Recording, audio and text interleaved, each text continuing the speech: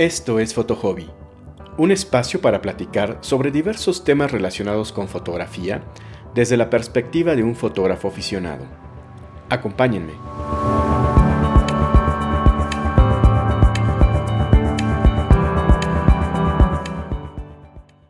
La astrofotografía es una disciplina bastante compleja, por lo que más temprano que tarde es importante que incorporemos algunas técnicas y rutinas un poco más avanzadas, con el objeto de facilitar nuestras sesiones astrofotográficas, lo cual nos va a posibilitar ser más precisos y rápidos, por lo que es importante que las conozcas.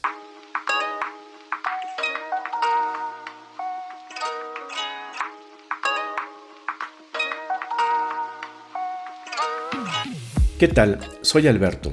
En astrofotografía hay una gran cantidad de técnicas y herramientas que nos son muy útiles para simplificarnos la vida, ya que nos permiten ganar precisión, replicabilidad y en general hacer más dinámicas las sesiones astrofotográficas. Además de que nos abren la posibilidad de mejorar considerablemente nuestras astrofotografías. Así que en esta ocasión te voy a platicar acerca de algunas de esas técnicas y rutinas un poco más intermedias, las cuales desde luego que no son las únicas, pero son digamos las más comunes, las más populares y desde luego que son aquellas que yo mismo he incorporado a mi workflow. Ahora te voy a platicar acerca de qué son, para qué sirven, cuáles son los requisitos que necesitas para incorporarlas en tus sesiones astrofotográficas y de igual forma te voy a decir en qué momento las deberías de incorporar o las deberías de considerar. Pero independientemente de que vayas empezando en astrofotografía y aún no te las estés planteando como tal, es muy importante que las conozcas debido a que te voy a hablar de ciertos términos y conceptos que son muy comunes que te los topes en libros, en foros, en YouTube, por lo que te pueden ser de mucha utilidad, así como darte una idea más clara de hacia dónde deberías de mirar para seguir evolucionando en tu técnica astrofotográfica. Pero antes de continuar te comento que voy a dividir este episodio para que no se alargue tanto. Pues bien, empecemos por el autoguiado. ¿Qué es el autoguiado? Como sabemos, en astrofotografía de espacio profundo utilizamos la técnica de las largas exposiciones. Sin embargo, debido a esto nos topamos con el problema de la rotación de la Tierra. Así que si tomamos largas exposiciones al cielo, vamos a notar en muy poco tiempo que la imagen se nos va a empezar a barrer debido precisamente al movimiento de rotación de la Tierra, por lo que tenemos que recurrir al uso de monturas ecuatoriales, al menos motorizadas. Esto debido a que precisamente esos motores lo que hacen es compensar la rotación de la Tierra, esto es el movimiento aparente del cielo. Y al hacer esto nos permiten hacer largas exposiciones teniendo aún imágenes nítidas, es decir, sin que se nos barra. Sin embargo, hay que tomar en cuenta que estas monturas funcionan con motores y tornillos a los que es muy difícil mantenerse sincronizados con el movimiento aparente del cielo durante mucho tiempo. Así que eventualmente se van a empezar a desincronizar. Es decir, durante algunos minutos la montura va a poder hacer ese seguimiento del movimiento aparente del cielo de forma efectiva. Sin embargo, va a llegar un punto en el cual se va a desincronizar. Ya no va a poder seguir haciendo ese seguimiento del movimiento aparente del cielo. Ahora, ¿cuál es esa ventana de tiempo en la cual sí va a poder hacer un seguimiento preciso del movimiento aparente del cielo?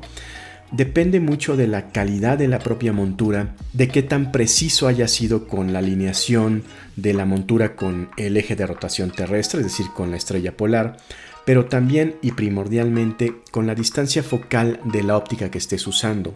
A mayor distancia focal, esa ventana de tiempo en la cual el seguimiento va a ser preciso va a ser menor. Entre menor distancia focal sea, esa ventana va a ser mayor. Más o menos, para que te des una idea, por ejemplo, con mi Star Adventurer y un telescopio de 400 milímetros, yo podía hacer un seguimiento del movimiento aparente del cielo durante más o menos minuto y medio. Pasando ese minuto y medio, la montura se empezaba a desincronizar, por lo que si hacía exposiciones, por ejemplo, de 2 minutos, ya las estrellas y en general la imagen me empezaba a quedar barrida. Empezaba a notar las estrellas como rayitas, pues. Sin embargo, en astrofotografía en muchas ocasiones necesitamos hacer exposiciones mucho más largas, de muchos más minutos, para capturar más detalles o hacer uso de ciertas técnicas un poco más avanzadas, en fin. Así que para lograr eso, para poder hacer exposiciones más largas, tenemos que ayudar a la montura. Y la forma de ayudarla es precisamente recurrir al autoguiado. Grosso modo, esto consiste en usar un segundo telescopio más pequeño que tu telescopio principal, conectarle a una cámara especial de autoguiado y este conjunto conectarlo a una computadora, la cual le va a mandar órdenes a la montura para que ésta pueda hacer un seguimiento mucho más preciso y prolongado del movimiento aparente del cielo. Así que empecemos por el telescopio de autoguiado. Este segundo telescopio, puede ser mucho más pequeño que tu telescopio principal. El telescopio principal es aquel que está haciendo la astrofotografía, aquel al que le conectas tu cámara para hacer la fotografía. Así que el telescopio de autoguiado es este segundo telescopio, como te digo, más pequeño que tu telescopio principal. Y la cuestión aquí es, ¿qué tanto más pequeño? Bueno, pues esto tiene que ver con una relación entre la distancia focal de tu telescopio principal versus la distancia focal de tu telescopio de autoguiado, así como con el tamaño del píxel en micras de tu cámara principal versus la de tu cámara de autoguiado. Y esto lo que nos da es una relación de resolución de ambos sistemas ópticos. Pero para simplificar la idea, centrémonos en la distancia focal. Básicamente, en esta versión simplificada, la regla dice que tu telescopio de autoguiado no debería de ser menor a 1/4 parte de la distancia focal de tu telescopio principal. Es decir, si tu telescopio principal tiene una distancia focal de 400 milímetros, tu telescopio de autoguiado no debería de ser menor de 100 milímetros de distancia focal, es decir, al menos la 1/4 parte, entre la 1/3 y 1/4 parte, pero no menos. Esto debido a que si la diferencia entre el telescopio de autoguiado y el principal es mayor a esa 1/4 parte, básicamente vamos a tener el problema de que el telescopio de autoguiado no va a ser capaz de detectar movimientos o vibraciones que sí va a captar tu telescopio principal, por lo que no va a cumplir su cometido de forma eficaz. Ahora, pasando a la cámara, estamos hablando de cámaras astronómicas dedicadas para autoguiado. En el mundo de las cámaras astronómicas, básicamente hay de 3 tipos. Por un lado están las cámaras refrigeradas, que son cámaras especializadas en astrofotografía de espacio profundo. Ya te las mencioné brevemente en el episodio sobre cámaras para astrofotografía. Son cámaras que tienen un sistema de refrigerado que les permite hacer largas exposiciones. Estas cámaras las puedes usar para hacer autoguiado, sin embargo, son las más fancy, las que tienen más características y las más caras, por lo que realmente es excesivo usar una de estas para hacer autoguiado, no necesitamos algo tan fancy. El siguiente nivel hacia abajo de cámaras astronómicas son las cámaras planetarias. Estas cámaras no están refrigeradas y no tienen, tantas funciones o tantas características tan avanzadas como las refrigeradas. Sin embargo, resultan perfectamente aptas para hacer precisamente astrofotografía planetaria. Ya te hablaré en algún episodio acerca de esto, pero grosso modo tiene que ver con que para hacer astrofotografía planetaria no tomamos fotos, tomamos videos. Pero bueno, estas cámaras también las puedes usar para autoguiado y de hecho resultan una buena alternativa debido a que las puedes usar tanto para astrofotografía planetaria como para autoguiado. De hecho, mi cámara de autoguiado es precisamente una planetaria. Y finalmente tenemos las cámaras específicamente diseñadas para ser autoguiado, las cuales son mucho más sencillas, son las más sencillas y las más económicas de las 3 que te acabo de mencionar, debido a que únicamente, tienen características óptimas solo para ser autoguiado, no para hacer astrofotografía ni planetaria ni mucho menos de espacio profundo. Así que estas son la opción más económica y más lógica.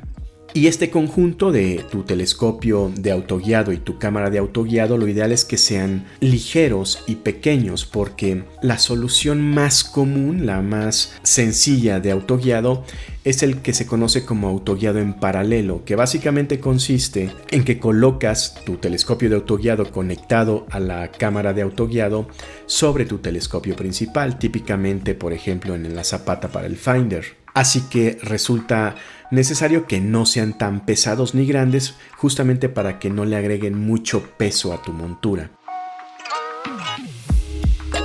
Ahora, ¿cómo conectamos esto con la montura y con una computadora? Bueno, la solución más tradicional es que las cámaras, ya sea planetarias o de autoguiado, tienen dos puertos, dos salidas. Un puerto conocido como ST4, que básicamente te lo describo como esos puertos que tenían los teléfonos alámbricos de antaño, y conectas un cable ST4 a tu cámara y el otro extremo lo conectas al puerto de autoguiado de tu montura. Las monturas que te permiten hacer autoguiado son al menos las que están motorizadas. Típicamente, por ejemplo, las Star Trackers como la Star Adventurer o la Skyguider Pro tienen un puerto de autoguiado, así que estas Star Trackers ya te permiten hacer autoguiado, y desde luego que ya las monturas GoTo, por supuesto que también, y también tienen este puerto ST4 de autoguiado. Así que conectas tu cámara a la montura a través de este puerto ST4, y de igual forma las cámaras tienen una salida USB, y esa salida USB la conectas con una computadora. En efecto, el autoguiado es básicamente el primer proceso en el que ya te obligas a contar con una computadora, por ejemplo una laptop. Así que tu cámara de autoguiado la conectas vía USB con tu computadora y a esta le instalas un software de autoguiado, lo cual es algo muy sencillo y económico porque el más popular es uno gratuito, PhD Guiding 2. Y en este software, básicamente, después de una configuración inicial, inicia con la cámara de autoguiado tomando fotos de muy corta exposición, alrededor de un segundo, una cosa así. Esas cortas exposiciones se las envía la cámara a la computadora. En la computadora seleccionas una o varias estrellas y en ese momento básicamente lo que va a hacer el software, la computadora, es empezar a comparar esas exposiciones cortas que le está mandando la cámara de autoguiado, y lo que va a buscar el software es comparar estas fotos de tal manera que busque que las estrellas no se muevan, aquellas estrellas que seleccionaste no se muevan en el encuadre, y en caso de que se muevan, de que cambien de posición, en ese momento la computadora le manda instrucciones a tu montura diciéndole acelera o ve un poquito más lento, de tal manera que permita que, como te digo, esas estrellas no se muevan. Y al hacer que esas estrellas no se muevan, indirectamente lo que estamos haciendo es logrando que nuestra montura haga un seguimiento mucho más preciso del movimiento aparente del cielo, ya que debido a la rotación de la Tierra, si logramos que unas estrellas no se muevan, en realidad lo que estamos haciendo, como te digo, es que la montura está haciendo un tracking muy puntual del movimiento aparente del cielo. Y básicamente el flujo funciona, como te digo, la cámara de autoguiado le manda estas cortas exposiciones a tu computadora por el cable USB, la computadora le manda instrucciones a la montura, pero por vía de la cámara de autoguiado por el cable USB, y a su vez tu cámara de autoguiado baja las instrucciones a la montura por el cable ST4. Esto debido a que en esta solución, digamos, tradicional, clásica, la montura no la conectas directamente con la computadora. Hay monturas que no te permiten conectarla con una computadora, por ejemplo las Star Trackers. Así que en este caso tienes que hacerlo con esta solución de la vía del cable ST4. Sin embargo, típicamente las monturas GoTo ya te permiten conectarlas directamente con la computadora. Y esta es la variante más conveniente, debido a que en este caso la cámara de autoguiado le manda las fotos a tu computadora y tu computadora directamente le manda instrucciones a la montura porque está conectada con ella. Pero como te digo, pues esto ya dependerá de que tu montura sea GoTo. Y bueno, básicamente en esto consiste esta primer variante del autoguiado en paralelo. Ahora, como te digo, este sistema de autoguiado del telescopio de autoguiado y tu cámara no tiene que tener una diferencia tan grande en cuanto a resolución respecto de tu tren óptico principal. Simplificando la idea, no tiene que haber tanta diferencia en la distancia focal.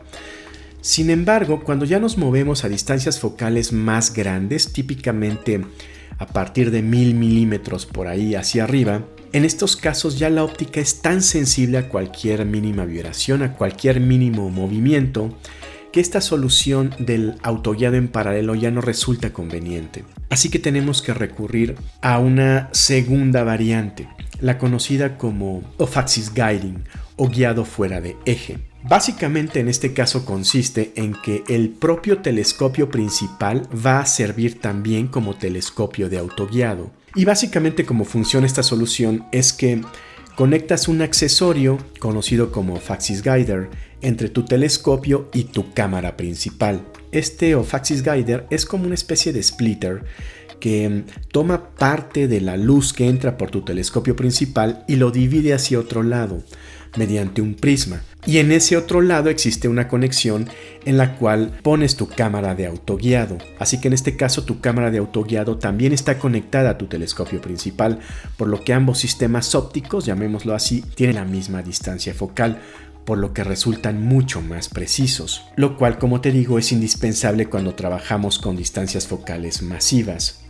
Sin embargo, este sistema de autoguiado fuera de eje es mucho más complejo, debido a que, por un lado, tienes que asegurarte que el prisma del off-axis guider no opaque al sensor de tu cámara principal. Así que tienes que ser muy cuidadoso en cómo colocas el off-axis guider. Tienes que estarlo girando, prueba y error, para asegurarte que no te genere viñeteo en tu sensor de tu cámara principal o que lo oscurezca y que te hagan inservibles tus tomas, por lo que, como te digo, tienes que estarlo reposicionando.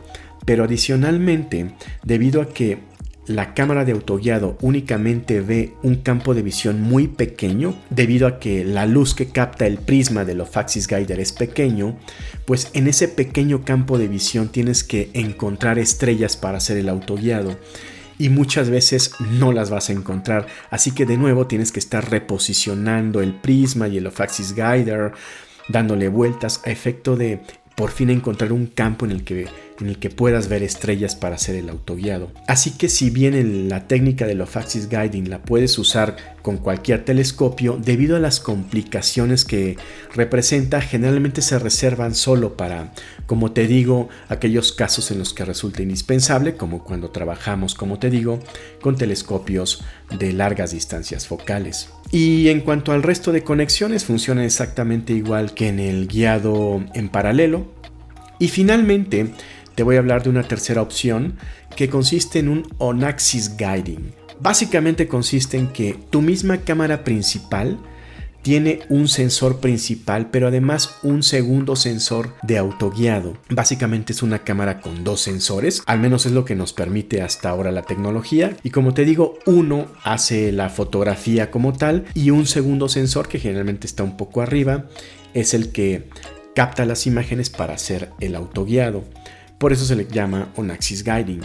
Realmente esta solución no ha pegado mucho, aunque hace unos pocos meses CWO sacó una cámara con este doble sensor, una cámara dúo. Habrá que ver cómo la recibe el mercado y qué tal funciona. Pero bueno, pues está también esa opción. El cableado es exactamente igual. Así que ahí las tienes. Estas son básicamente las soluciones más comunes de autoguiado, sobre todo las dos primeras. En cuanto a los costos, estos varían mucho de las marcas y qué tipo de soluciones busques, pero digamos, típicamente las soluciones más comunes con telescopios de autoguiado de alrededor de 100 milímetros de distancia focal con su respectiva cámara de autoguiado, pues te puede costar alrededor de $250, y la solución del off-axis guider pues te puede costar alrededor de pues entre $350 a $500, depende mucho, como te digo, de a qué marcas recurras. Ahora, ¿cuáles son los requisitos para hacer el autoguiado?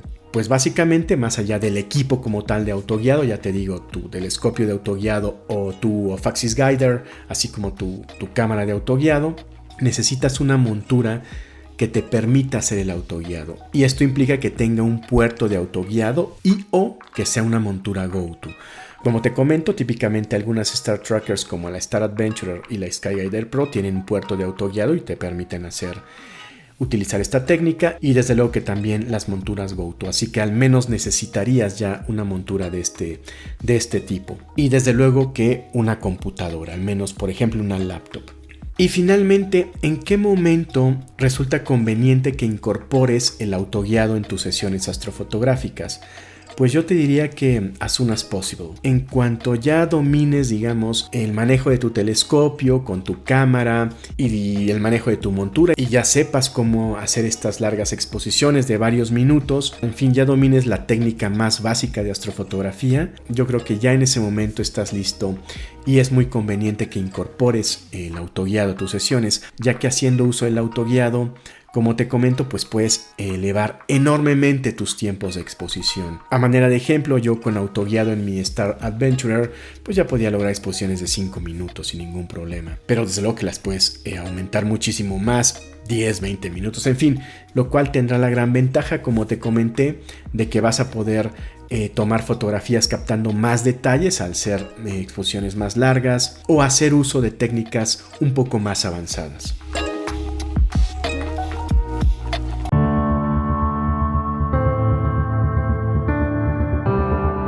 Eso es todo por esta ocasión. Si tienes algún comentario, te invito a contactarme vía Instagram en alberto-vchicazst. Nos escuchamos. Diviértete mucho.